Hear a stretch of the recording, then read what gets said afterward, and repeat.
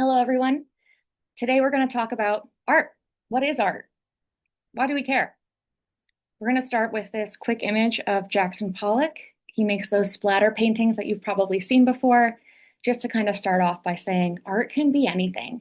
I'm going to show you some examples of mostly paintings today, but art can be a lot of things. We're going to talk about representational art, non-representational art, abstract art, style, aesthetics, and content and context. These are the main things that we're going to look for and look at when we're talking about art. First, we're going to start with representational art. Representational art is a work that you know what you're looking at. You can identify the objects, the people, the elements, the place. All of those things are things that you're like, I know exactly what they are.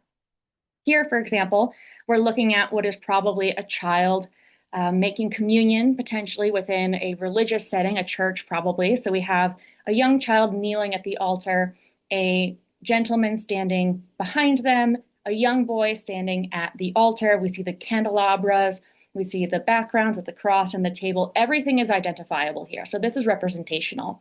This is a piece that was painted by Pablo Picasso in 1896. He painted this when he was 14 years old. And he painted this to get into art school, which is pretty incredible. But this isn't the style that we know Picasso for. This is much more the style that we're familiar with when it comes to Picasso. This was painted 20 years later, 20 years after that religious scene. And this is abstract. This is the Ladies of Avignon. So abstraction is something that comes from the real world, but is changed or morphed or twisted and just made not quite real in some ways. But it does come from reality at the beginning. Picasso had the opportunity to travel all over Europe, and within his travels, he got to go to a lot of museums. And at this time, a lot of these museums were collecting things, objects from all over the world. And so Picasso had the opportunity to see these African masks, which is what inspired him to move his work into abstraction. And you can see that on some of the women here. Now, we recognize that these are humans, right? We know that these are women because we recognize the bodies, we recognize the faces, we can see the kind of positioning of them as well. But we also know that this isn't realistic. This isn't something that could exist in the real world. Their bodies are very flat. The background is very flat. There's hardly any sense of depth that's there. So that's why this is moving into abstraction.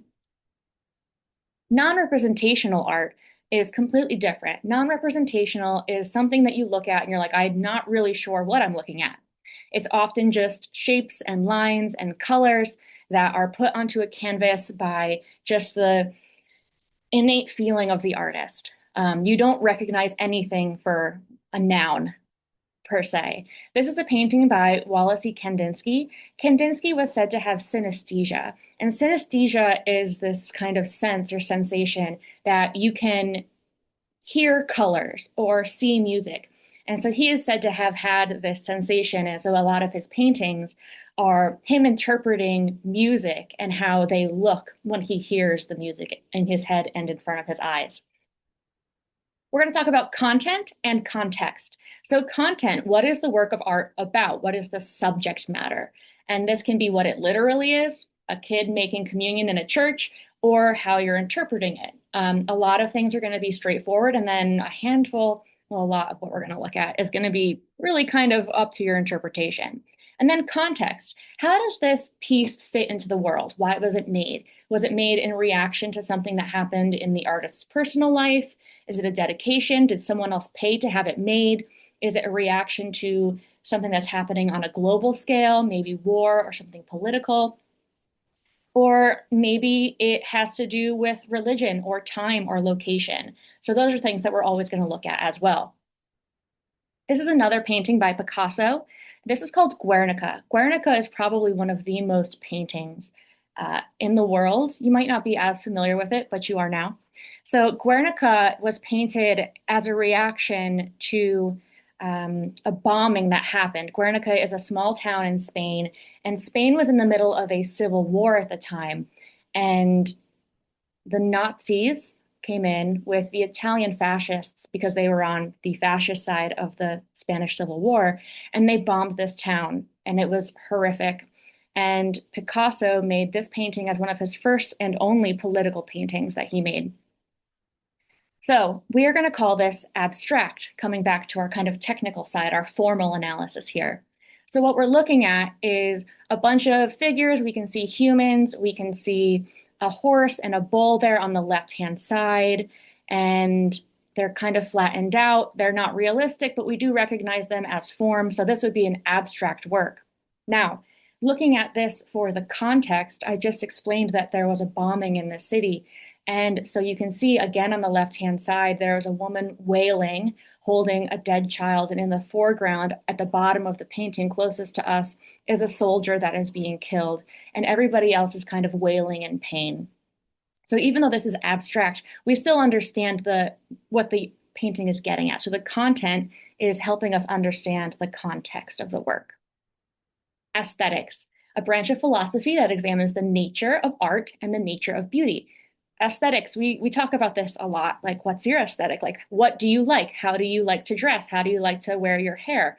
What kind of artwork do you like? You might find something very beautiful and really be attracted to it, or it might be something that's a little more kind of creepy and, not lovely, but you might like that too. I like the dark stuff, and that's kind of my aesthetic. So, what's your aesthetic? We're going to talk about that a lot. Abstracts. We're going to talk about Mondrian. Piet Mondrian was a French artist, and he worked from abstraction into non-representational work. So here, if I were to show you this and you didn't see the title, you would probably still say, that looks like a tree. Now, is it a realistic tree? No, this isn't something that you would look out your window and see, but we do recognize the trunk and the branches. The background is very flattened out, but not quite as much as it is here. So we still retain the branches and the trunk of the tree, but things are kind of falling and mitigating into place here. They're falling down and they're spreading out, and the background, the colors have shifted, and we're getting these kind of geometric forms and those arcing lines. And then we move into more non-representational space. So we've lost those arcing lines, but we still have the verticals and the horizontals from the trunk of the tree and the branches. Now we just have kind of a bunch of squares and rectangles and these little blocks of color that are there. If I had shown you this first, you probably wouldn't have said tree. But when I show you the progression, you can understand where it came from. This is the work that we're most familiar with when it comes to Mondrian. A lot of his paintings that are in the big museums are these abstract compositions of just primary colors, red, blue, yellow, and black and white. And we just have these really clean, crisp squares and rectangles with just blocks of color. Here's an example of representational work. This would be realistic. This would be kind of hyper-realistic. And so the term that's there is trompe-l'oeil. And trompe-l'oeil means to fool the eye or to trick the eye. And so some artists tried to get their technique and skill so sharp that they could fool you into thinking that you were seeing something real, or today, a photograph. This is a painting. I believe it's a watercolor painting, but it looks so real. You feel like you could reach in and pick up those grapes or touch those lemons or feel the texture on that glass plate. So the artist was really paying attention to light and shadow and color to get us to fool the eye. Sometimes an artist would paint a more abstract work or a much more kind of painterly piece and then paint a little teeny tiny bug in the corner that looked so realistic you would walk up to the painting and want to shoo it away, only to realize it was actually painted on. An example of representational work that's not trompe-l'oeil or not quite realistic. This is the creation of Adam by Michelangelo in the Sistine Chapel in the Vatican. So we recognize here that these are forms. We recognize that there are people, we recognize the bodies, the form has volume to it, right? The musculature is there. We recognize it as like a real human existing in some kind of space, but then we're like, wait a second, this isn't realistic. Humans don't float or fly. So this is a representational interpretation of a biblical story. So it might not be based in reality, but it is representational. Another very famous painting is the Mona Lisa, obviously by Da Vinci. So this is an example of realism that is representational realism. So this could be real. Mona Lisa was real. She was a real person. So content, we have the woman, we have background, a landscape that we're not really sure what's going on there. So we can see the content kind of straightforward, but then contextually, the context is very much debated with this piece.